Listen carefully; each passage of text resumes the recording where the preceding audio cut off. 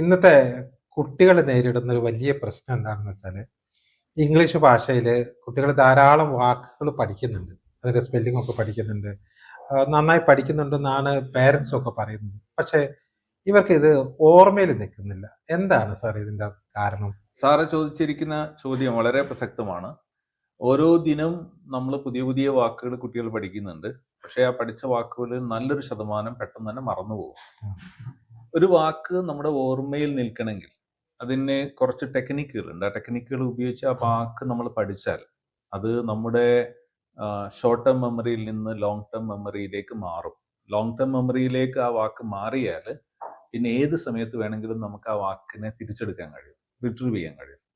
അപ്പോൾ അതിന് ചെയ്യേണ്ട ഒരു ടെക്നിക്ക് എന്നുള്ളത് അസോസിയേഷൻ ആണ്. പഠിച്ച വാക്കിനെ നമ്മൾ മുന്നേ പഠിച്ചൊരു വാക്കുമായിട്ട് ലിങ്ക് ചെയ്യുക. ഉദാഹരണം പറയുകയാണെങ്കിൽ നമ്മൾ ഡുവോ എന്നുള്ളൊരു വാക്ക് പഠിച്ചു.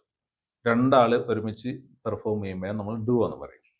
അതിനെ മുന്നേ ഒരുപക്ഷെ നമ്മൾ സോളോ എന്നുള്ള വാക്ക് ആദ്യം കേട്ടിട്ടുണ്ടാവും. അപ്പൊ സോളോവും ഡുവോവും തമ്മിൽ ലിങ്ക് ചെയ്താൽ, അല്ലെങ്കിൽ ട്രയോ, മൂന്നാൾ ഒരുമിച്ച് ചെയ്യുന്നത്, അങ്ങനെ പുതിയ വാക്ക് പഠിച്ചൊരു പുതിയ വാക്കിനെ പഴയ പഠിച്ചിരിക്കുന്ന ഒരു വാക്കുമായിട്ട് അതിനെ അസോസിയേറ്റ് ചെയ്യുക.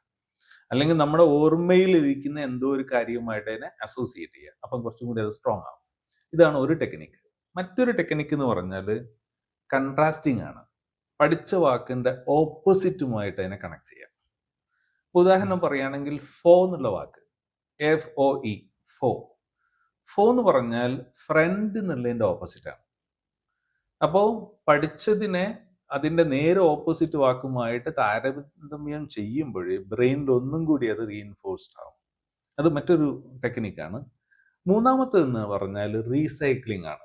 നമ്മളൊരു വാക്ക് പഠിച്ചാൽ ആ വാക്ക് മിനിമം 2 പ്രാവശ്യം സംസാരത്തിലും 2 പ്രാവശ്യം എഴുത്തിലും അതിനെ ഉപയോഗിക്കണം. പറ്റുമെങ്കിൽ ആ വാക്കിനൊന്ന് വിഷ്വലൈസ് ചെയ്യാം, അല്ലെങ്കിൽ അതിനെ ഒരു ചിത്രരൂപത്തിലേക്ക് പരിവർത്തിപ്പിക്കാൻ വേണ്ടിയിട്ട് ശ്രമിക്കാം. ഇങ്ങനെ 5 പ്രാവശ്യം ഒരു വാക്കിനെ നമ്മൾ ഉപയോഗിച്ചാൽ എന്തായാലും അത് ലോങ് ടേം മെമ്മറിയിലേക്ക് ആ വാക്ക് കയറുന്നതാണ്. ദെൻ ലാസ്റ്റ് ടെക്നിക്ക് എന്ന് പറഞ്ഞാൽ റിലേറ്റിംഗ് ആണ്. നമ്മുടെ സ്വന്തം ജീവിതവുമായിട്ട് ആ വാക്കിനെ എന്ത് ചെയ്യാം, കണക്ട് ചെയ്യാം. ഇപ്പോൾ ഉദാഹരണം പറയുകയാണെങ്കിൽ ഇൻസോംനിയ എന്നൊരു പുതിയ വാക്കാണ്. ഉറക്കമില്ലായ്മക്ക് ഇംഗ്ലീഷ് പറയുന്ന വാക്കാണത്. അപ്പോൾ I don't have insomnia, but my grand father does not sleep often. അപ്പോൾ ഹി ഹാസ് ഇൻസോംനിയ. നമ്മുടെ ജീവിതവുമായി ബന്ധപ്പെട്ട ഒരു അനുഭവത്തെ പറയാൻ വേണ്ടി ആ വാക്കിനെ ഉപയോഗിക്കുക. ഇതാണ് ഏറ്റവും പ്രധാനപ്പെട്ട ടെക്നിക്ക്.